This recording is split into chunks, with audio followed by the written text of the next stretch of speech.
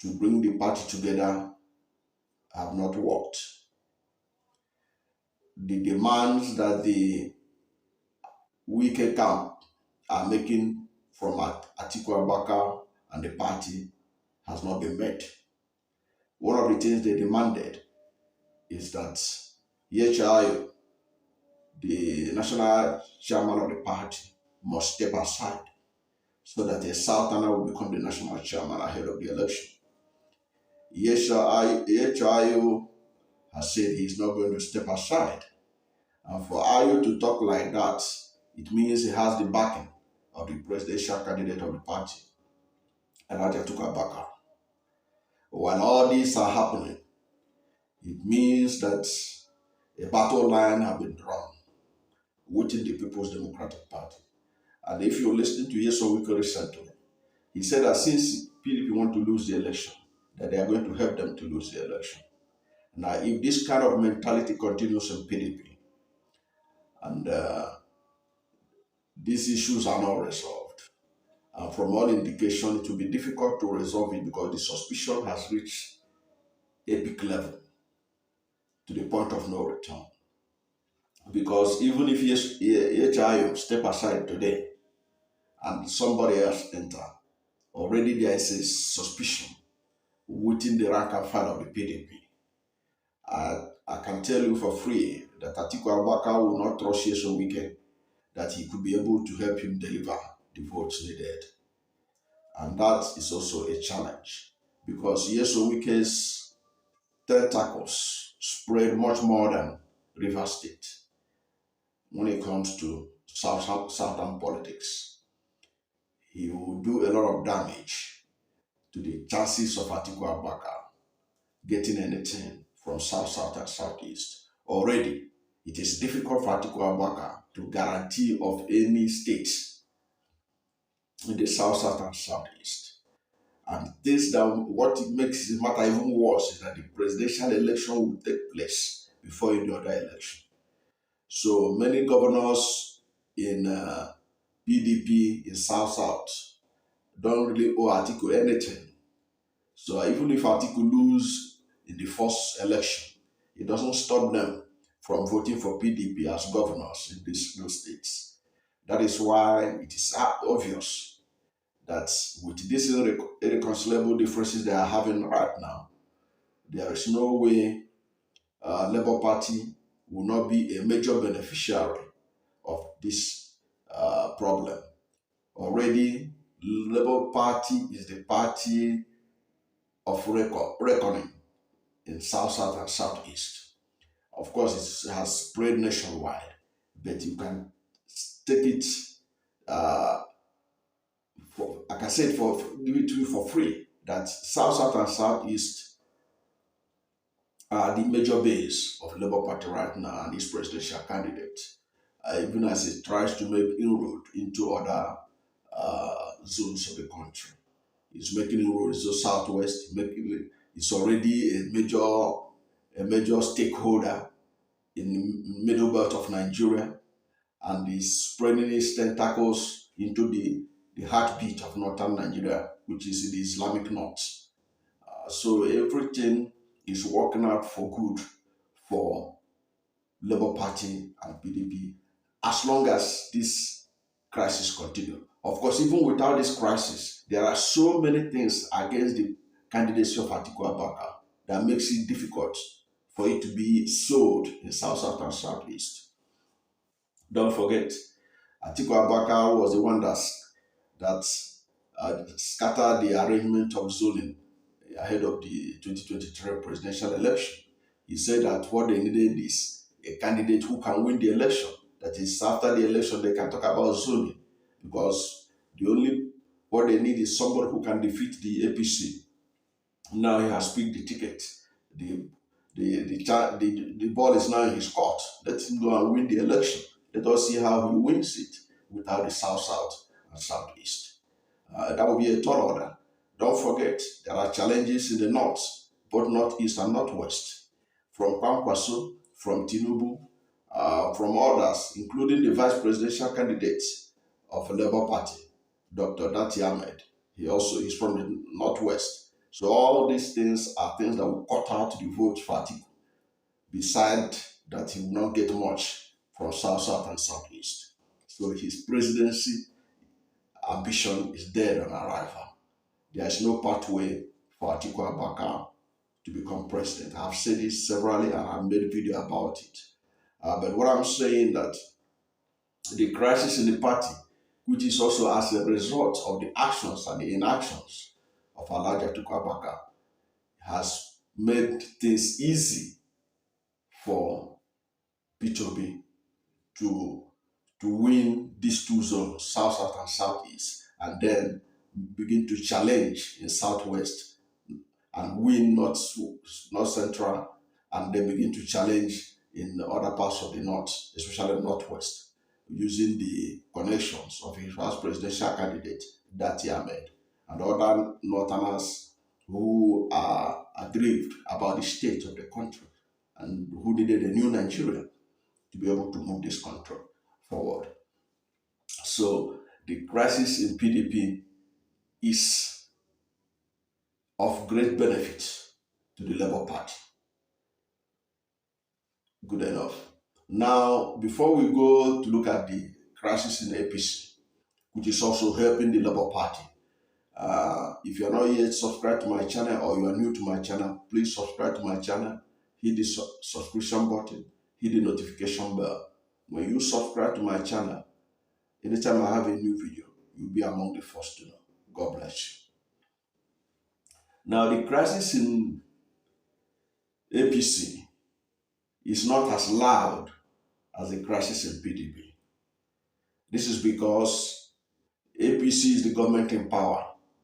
So a lot of their members are being careful in expressing their views on what is going on, especially with regards to the presidential election. Because everybody's trying to respect the president, sort of. But there is a simmering problem and it will soon blow open. But one of the things that you have to know about is that the crisis generated by Bola Ahmed Tinubu's Muslim ticket has not yet gone away. You may not be seeing much of it in the media, but it is still there. The feelings of Northern Christians who were marginalized have not been assuaged by the fact that Governor Lalong has accepted to be the Director General of Bola Ahmed Tinubu campaign organization. That has not assuaged. It is just effort by Tinubu to see how he can divide the opposition, those who are opposed to his choice of Muslim tickets among the Christian North. And he has not succeeded in winning anybody over. But what he just did was to try and see how he can, divide the rank and file of Northern Christians by appointing Lalong as Director General. Initially he appointed Rufai, who is an apostle of Muslim tickets in northern Nigeria. And there was a kind of retake before they now went for Lalong, which was a way of trying to divide the Christians. It wasn't actually to woo the Christians, because if you say that Christians does not have the capacity to win the election, Northern Christians have no capacity to win the election, how can they then have capacity to be able to attract voters to you? Because Lalong, as DG, Director General of Tinubu's campaign organization, is to woo voters to support the candidates of Bola Ahmed Tinubu. So if he can woo voters for Tinubu as a Northern Christian, but cannot woo voters to him as a vice presidential candidate, it means that Tinubu is just playing mind games with Northern Christians, which he has already failed from the feedbacks people are getting from among the rank and file of Northern Christians. So he has already failed on that. Now, beside that, Tinubu in in going for the presidential ticket of APC, uh, did a very terrible campaign style of blackmail, of insolence, and all that against his major targets, his major opponents, like uh, Vice President Yemi Osibanjo. You can see the kind of unprintable things that those campaigning for Aswad Bola Tinubu wrote in Tinubu's newspapers about Vice President Yemi Osibanjo. So he has created a lot of problem in the course of becoming the presidential candidate of APC. He was also the person that used Islam as a blackmail against uh, Osibanjo and painted him as an Islamic hater, somebody who hates Muslims and all that, with which he used to curry the favor of northern Muslims. So that has created a wedge. There are many people who support Osibanjo who will never support Tinubu in this his voyage of trying to become the next president of Nigeria.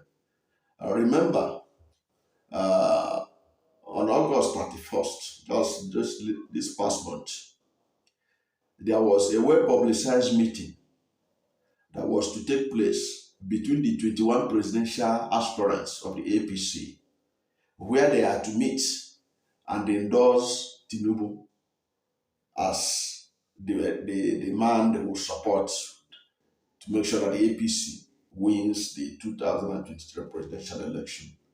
That meeting could not hold because many of those who were supposed to attend the meeting were ambivalent about it. At the end of the day, the meeting could not hold. It was stipulated. It was scheduled for August 31st at Transcorp Hilton, Abuja. Many people did not show interest. The conveners have to cancel the meeting. But why would they attend? Like I told you, the unprintable things that those who campaign for Tinubu wrote and said about Vice President Yemi Osibanjo, who was expected to be in that meeting.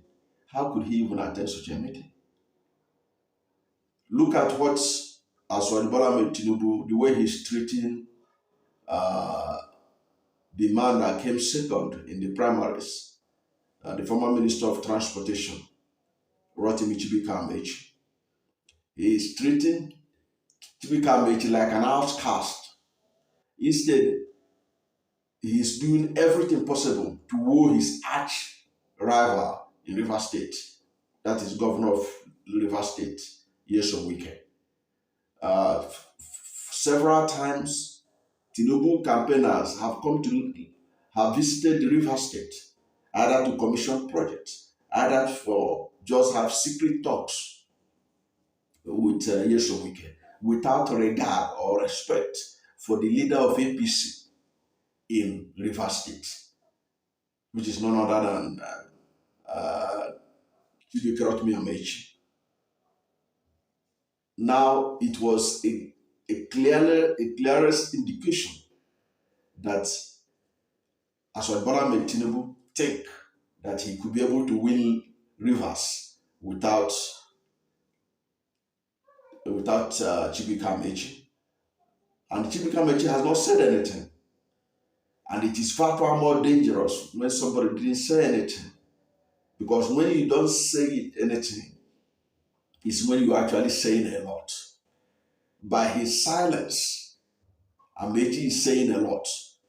And there's even no guarantee that Nyesom Wike could be able to deliver River State for Tinubu, which is impossible. It's impossible. Going by the antecedent of Tinubu's relationship with this part of the country. So you see that Tinubu is alienating himself from the people that would have helped him. Because if he had concentrated in wooing Chibikamage, it would have even been better for him so that at least APC at the presidential election could be able to get at least 25% in Rivers State. Now Amechi is conserving all his energy to deliver his own governorship candidate, who is the candidate of the party in Rivers State. And meanwhile, Yesowike is conserving his energy not to make sure that Atiku wins Rivers in 2023, but to make sure that after the Atiku election, that is the presidential election, that people of Rivers State votes massively for the PDP governorship candidates. Now, while all these things are playing out, Rivers State has 3 million votes. Now, if these 3 million votes, as expected, is allowed to vote according to their conscience, then peterobi and Labour Party would win Rivers State with ease.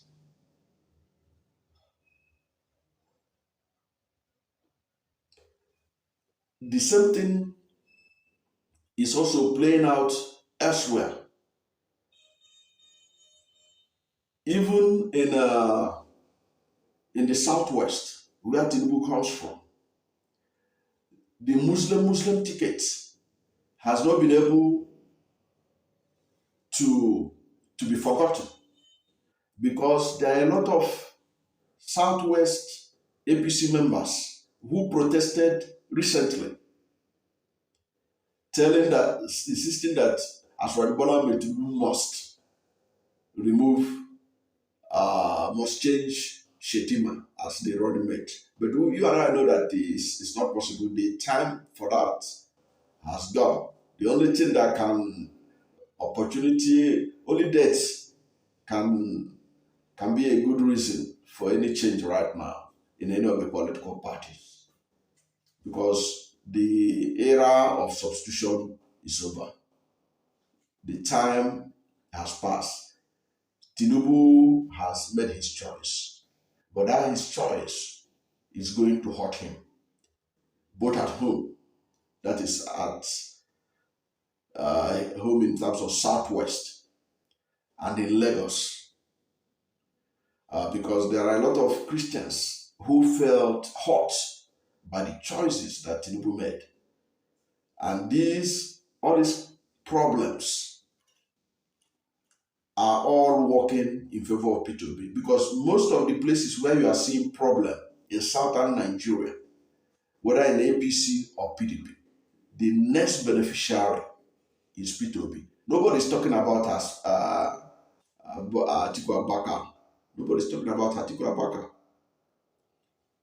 The person that is in people's mind after their political party, they are not happy with their party, is Labour Party. So that's why I'm saying that all these crises that have bedeviled PDP and APC, they are all working to pave way for Labour Party and peterobi to win the 2023 presidential election. And it is possible. When we say some of these things, people think that we are just saying things. You can be president of Nigeria without the votes of Northwest and South, Northeast. I've said it before. Jonathan was president of Nigeria in 2011 without winning Northwest and Northeast. So if peterobi can lock down South, South, and Southeast and North Central, including FCT Abuja, you can bet that he's in a pole position to become the next president of Nigeria, especially with the inroad he is making in Southwest, including Lagos. So the crisis in APC and PDP is working in Peter Obi's favor. Of course, the election is still several months away. But if these crises are not resolved, some of them are not going to be resolved. There's no way that Tinubu is going to change Shetima. That Muslim ticket will continue to hurt him till the election day. The one that may, even the one of PDP is not likely to be resolved.